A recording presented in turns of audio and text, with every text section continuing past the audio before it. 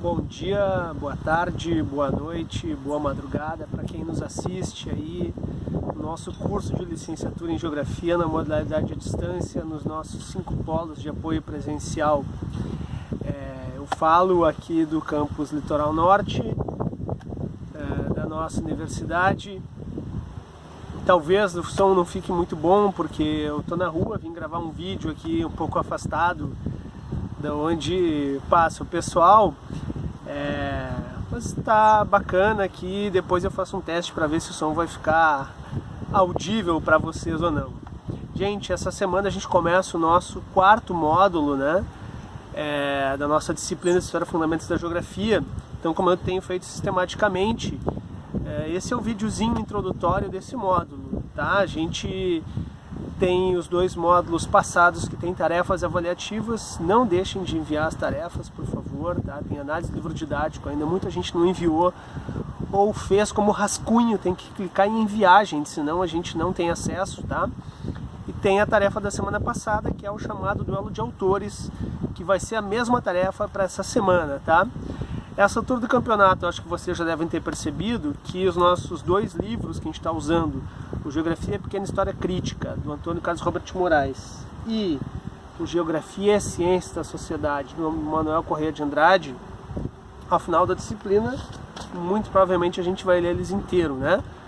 É bom isso, né? É fundamental porque vai ajudar bastante na hora de fazer a nossa prova final lá em maio. E por isso também não deixem de fazer as atividades, as tarefas avaliativas, tá, gente? Bom, para essa semana aqui eu deixei o capítulo 4 do Tunico, que é como o pessoal chamava ele na USP, né? O Antônio Carlos Robert Moraes. O capítulo 4 ele trata da sistematização da geografia, falando de Humboldt e Ritter.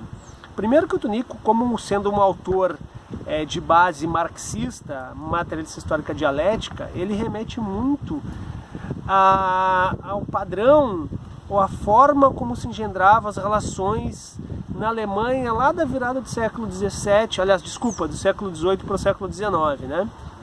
Ele faz toda uma análise histórica que é bem interessante, vocês vão ler ali, de como estava o que ele chama de uma certa especificidade da situação geográfica da Alemanha aí no século XIX, né? A bem da verdade, a Alemanha só vai existir como país em 1870, né, gente? Uma coisa bem recente. Antes disso, segundo ele nos fala, era um conjunto de ducados, principados, né? A própria Prússia, a Áustria, né? Tudo isso ainda não era uma Alemanha, por assim dizer. E isso é uma questão fundamental, porque em 1815 a Alemanha ela forma um bloco econômico chamado de Confederação Germânica, até porque tinha um certo expansionismo do Napoleão Bonaparte ali na França, por ali. Então eles veem a necessidade de uma certa unificação que se dá no primeiro momento somente econômica, né, como um bloco. Unificação política só mais tarde, em 1870. Aliás, isso tem bastante a ver com o processo de imigração que há para as Américas, né, para o Brasil a partir de 1825, né, dos quais aqui Vale dos Sinos é um dos primeiros lugares a receber esses imigrantes que vêm da Alemanha, né, todo o cenário de crise por que passam, etc. e tal. Aliás, para quem é das regiões aí de colonização alemã, Cada Café, Cerro Largo, o pessoal do Vale do Taquari aí conhece bem, ou deveria conhecer bem essa história, né? Muito bem, o Tunico fala isso, né? A questão espacial é a discussão premente nesse momento, né? No que viria a ser a Alemanha.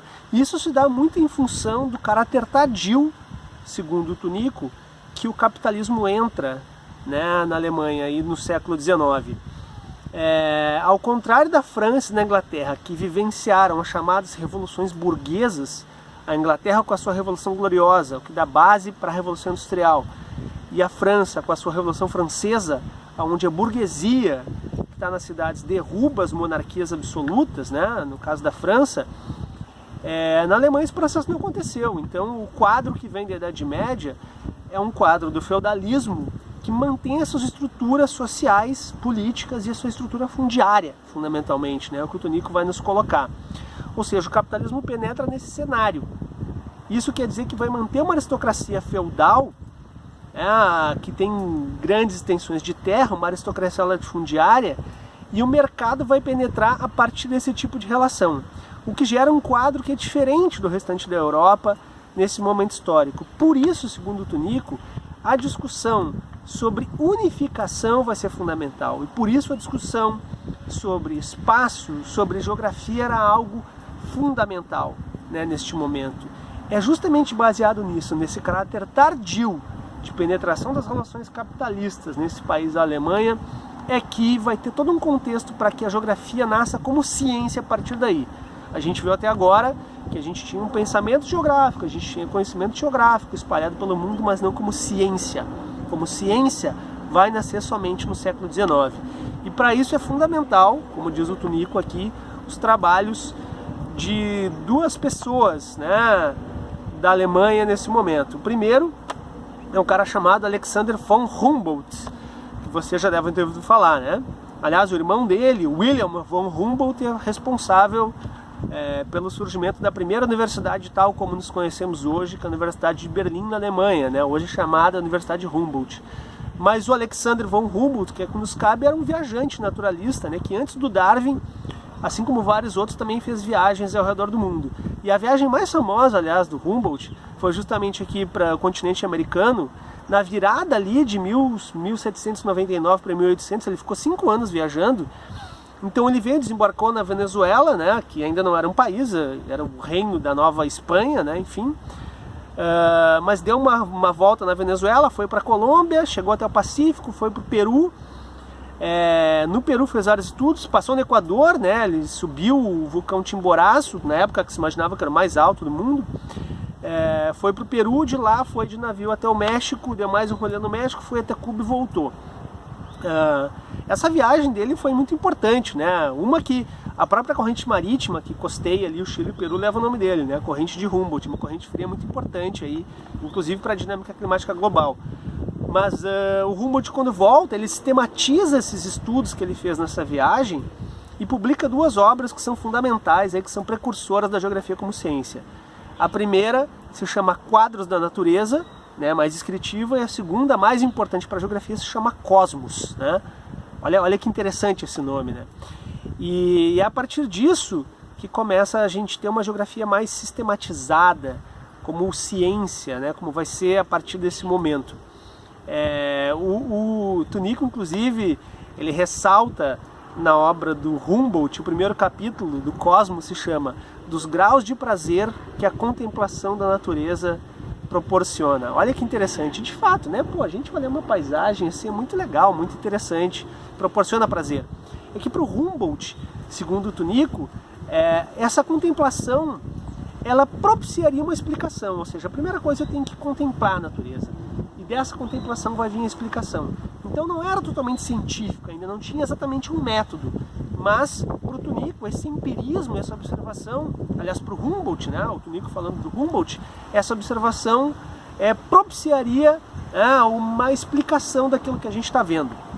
Então ele fala que o Humboldt, que é um botânico naturalista, ele deixa um legado muito importante que outros autores que vêm depois vão citar. O outro autor também, um alemão chamado Karl Ritter, que diferente do Humboldt, que era um viajante naturalista, o Karl Ritter era um filósofo, historiador, um leitor nato, alguém que lia muito, né? Aliás, olha que interessante o nosso DNA da geografia, né? Se por um lado tem as viagens com o Humboldt, né, e o trabalho de campo, que é parte fundamental, constituinte da nossa ciência, do nosso campo de conhecimento, não há geografia sem trabalho de campo, né? Por outro lado, um outro pai ou avô da geografia, que é o Karl Ritter, era um leitor nato, né? Então ler também é parte constituinte do nosso ofício, né, gente? Ler e viajar, né? Olha que coisa legal que é a geografia. Mas enfim, o Ritter, ele pressupõe uma obra, a obra dele chama Geografia Comparada, é um caráter bem normativo mesmo, ele pretendia criar um método para a geografia. E era uma geografia mais de descrição de lugares, né? Uma coisa que mais tarde vai ser chamada de geografia regional. Enquanto a obra do Humboldt mais tarde vai ser chamada de geografia geral, né? Vai dar origem à geografia geral, a obra do Ritter mais tarde vai dar origem à chamada geografia regional, de descrição de lugares, né? Mas a obra dele em si propõe o que precisa ser para ser uma ciência, para ser reconhecida como ciência. Então, a partir do Humboldt e do Ritter, tudo que vem vai influenciar aí uma geração posterior de geógrafos já da geografia como ciência, né? O Manuel Corrêa de Andrade, nos capítulos 4 e 5, que eu deixo para vocês ler aqui, a obra dele não é que nem a da obra do Tunico, né? é uma obra um pouco mais descritiva, por assim dizer, aonde no capítulo 4 ele fala, né, de toda a expansão do mundo conhecido a partir do final da Idade Média e a importância disso, né, para a constituição da geografia como uma ciência. E aí ele fala também alguns pressupostos básicos, né, das grandes navegações, da importância da cartografia, da evolução dos conhecimentos do mundo conhecido. E no capítulo 5, quando ele fala de uma geografia contemporânea também, né, os pressupostos filosóficos e pretensamente científicos que vão dar origem à geografia. Fala da obra do Bernardo Varenius, mas também cita fundamentalmente o Humboldt e o Ritter como esses precursores de uma geografia científica, né? Então ele dá detalhes, inclusive, mais aprofundados sobre a obra do Humboldt, sobre a obra do Ritter, e inclusive segue aí com os autores que a gente vai ver a partir do módulo que vem, que é o Friedrich Ratzel, mas hoje a gente não vai adiantar em relação a isso, certo? Quero que vocês leiam pelo menos neste livro aqui, até o capítulo que ele fala do Humboldt e do Ritter, certo? Mas enfim, a partir desse momento a gente pode dizer que nasceu. A geografia já é tida como uma ciência, né, a partir da obra do Humboldt e do Ritter, porque não é mais um conhecimento solto, né? Não são basicamente relatos de viagens fantásticos com criaturas que viviam na mata, na floresta e etc e tal, não. Já é algo mais sistematizado, mais organizado. Então a partir disso já temos as bases para a geografia virar uma ciência. O Nico vai explicar, como eu disse, por que isso vai acontecer na Alemanha. Assim como a sociologia surge na França, em que a discussão social era premente, a geografia nasce na Alemanha como uma ciência onde a discussão espacial, né, a questão do espaço era algo fundamental. Certo, gente? Não vou me adentrar mais, até porque tenho que seguir, logo mais tenho aula.